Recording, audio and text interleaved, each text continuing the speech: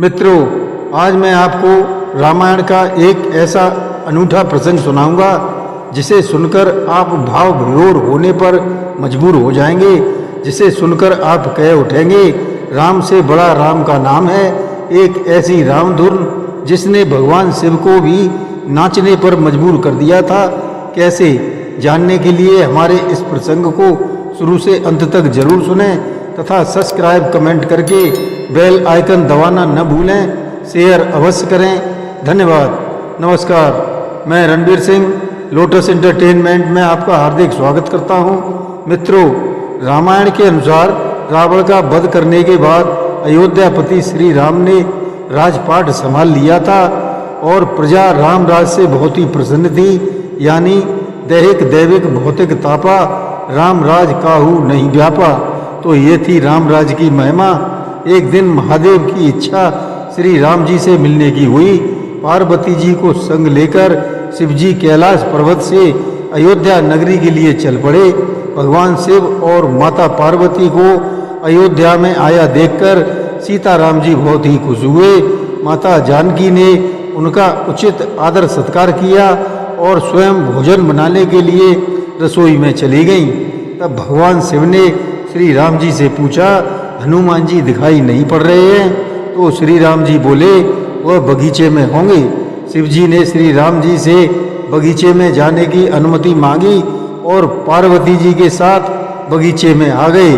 बगीचे की खूबसूरती देखकर उनका मन मोहित हो गया और देखा आम के घने वृक्ष के नीचे हनुमान जी दीन दुनिया से बेखबर गहरी नींद में सोए हुए थे और एक लय में खर्राटों से राम नाम की ध्वनि उठ रही थी। चकित होकर शिवजी और माता पार्वती मुस्कुरा उठे और वृक्ष की डालियों की ओर इशारा किया। राम नाम सुनकर पेड़ की डालियां भी झूम रही थीं। उनके बीच से भी राम नाम उच्चारित हो रहा था। शिवजी इस राम नाम की धुन से मस्त मगन होकर खुद भी राम राम कहकर नाचने लगे। माता पार्वती ने भी अपने पति का अनुसरण किया। भक्ति में भरकर उनके पांव भी थिरकने लगे। शिवजी और पार्वती जी के नृत्य से ऐसी झनकार उठी कि स्वर्ग लोक के देवतागण भी आकर्षित होकर बगीचे में आ गए और राम नाम की धुन में सभी मस्त हो गए। माता जानकी भोजन तैयार करके प्रतीक्षारत थीं, परंतु संध्या घिरने तक भी अतिथि नहीं पधारे। तब उन्होंने अपने देवर लक्ष्मण जी को बगीचे में भेजा। लक्ष्मण जी ने तो अवतार ही लिया था श्री राम की सेवा के लिए। अतः बगीचे में जाकर जब धरती पर स्वर्ग का नजारा देखा तो खुद भी राम नाम की धुन में झूम उठे। महल में माता जानकी परेशान हो रही थी कि अभी तक भोजन ग्रहण करने के लिए कोई भी क्यों नहीं आया है। उन्होंने श्री राम से कहा, भोजन ठंडा हो रहा है, चलिए हम ही बगीचे में जाकर सभी को बुला लाएं। जब सीता जी राम जी बगीचे में आए तो वहाँ राम नाम की धुन मची हुई थी। हनुमान जी गहरी नींद में सोए हुए थे और उनके खर्राटों से अभी तक राम नाम निकल रहा था। श्री सिया राम भाव विह्वल हो उठे। श्री राम जी ने हनुमान जी को उठाया और प्रेम से उनकी तरफ निहारने लगे। प्रभु को आया देख हनुमान जी शीघ्रता से उठ खड़े हुए।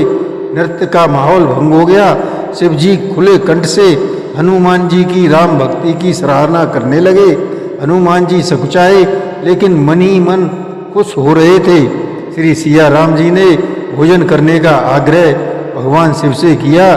सभी लोग महल में भोजन करने के लिए चल पड़े। माता जानकी भोजन परोस रही थी और हनुमान जी को भी पंगत में बैठने का श्री राम जी ने आदेश दिया। हनुमान जी बैठ तो गए, परंतु आदत ऐसी थी कि श्री राम के भोजन के उपरांत ही सभी भोजन करते थे। आज श्री राम के आदेश से पहले भोजन करना पड़ रहा था। माता जानकी हनुमान जी को भोजन परोसती जा रही थी, परंतु हनुमान जी का पेट नहीं भर रहा था। कुछ समय तक तो भोजन परोसती रही, लेकिन फिर समझ गई इस तरह हनुमान जी का पेट भरने वाला नहीं है।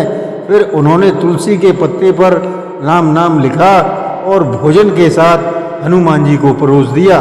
तुलसी पत्र खाते ही हनुमान जी को संतुष्टि मिली। और वह भोजन पूर्ण मानकर उठ खड़े हुए। भगवान शिव ने प्रसन्न होकर हनुमान जी को आशीर्वाद दिया कि आपकी राम भक्ति युगों युगों तक याद की जाएगी और आप संकट मोचन कहलाएंगे।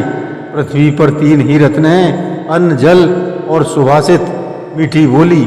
मूर्ख लोग पत्थर के टुकड़ों, हीरे, मोती, माणिक आदि को रत्न कहते हैं। आइए इसे अगले प्रसंग कुबेर का घर से बेहतर समझते हैं। एक साधु विचित्र स्वभाव का था। वह बोलता कम था, उसके बोलने का ढंग भी अजीब था। उसकी मांग सुनकर सभी लोग हंसते थे। कोई चिढ़ जाता था तो कोई उसकी मांग अनसुनी कर अपने काम में जुट जाता था। साधु प्रत्येक घर के सामने पुकारता, माई अंजलि भरकर मोती दे दो, ईश्वर तुम्हारा कल्याण करेगा, भला करेगा। साधु की यह विचित्र मांग सुनकर स्त्रियां चकित हो उठती थीं। वे कहती थीं, बाबा यहाँ तो पेट भरने के लाले पड़े हैं और तुम्हें इतने ढेर सारे मोती कहाँ से दे सकेंगे। फिर किसी राजमहल में जाकर मोती मांगो। जाओ बाबा जाओ, आगे बढ़ो। साधु को खाली हाथ गांव छोड़ता देख एक बुढ़िया जो साधु महाराज के पास आई और बोली, एक अंजलि भर मोती तो मेरे पास नहीं है, लेकिन कल नाक की नथनी टूट गई थी, उसी का एक मोती मिला है, मैंने उसे संभाल कर रखा था। यह मोती लो, मेरे पास एक ही मोती है, मेरे गांव से कोई खाली नहीं जाना चाहिए, इसलिए यह मोती तुम्हें सौंप रही हूँ। कृपा करके इसे स्वीकार करें और हमारे गांव से खाली हाथ मत जाओ। बुढ़िया के हाथ से नन्हा सा मोती देखकर साधु हंसने लगा। उसने कहा, माताजी यह छोटा सा मोती मैं अपनी फटी झोली में कहाँ रखूं, इसे आप ही अपने पास रखो। ऐसा कहकर वह साधु गांव से बाहर निकल गया। दूसरे गांव में जाकर साधु प्रत्येक घर के सामने खड़ा होकर पुकारने लगा, माताजी एक प्याली भरकर मोती देना, ईश्वर तुम्हारा कल्याण करेगा। साधु की यह विचित्र मांग सुनकर वहाँ की स्त्रियां भी अचंभित हो उठी। वहाँ भी साधु को प्याली भर मोती नहीं मिले। अंत में निराश होकर वह वहाँ से भी खाली हाथ जाने लगा। उस गांव के एक छोर में किसान का एक घर था। वहाँ मोती मांगने की चाह उसे घर के सामने ले गई।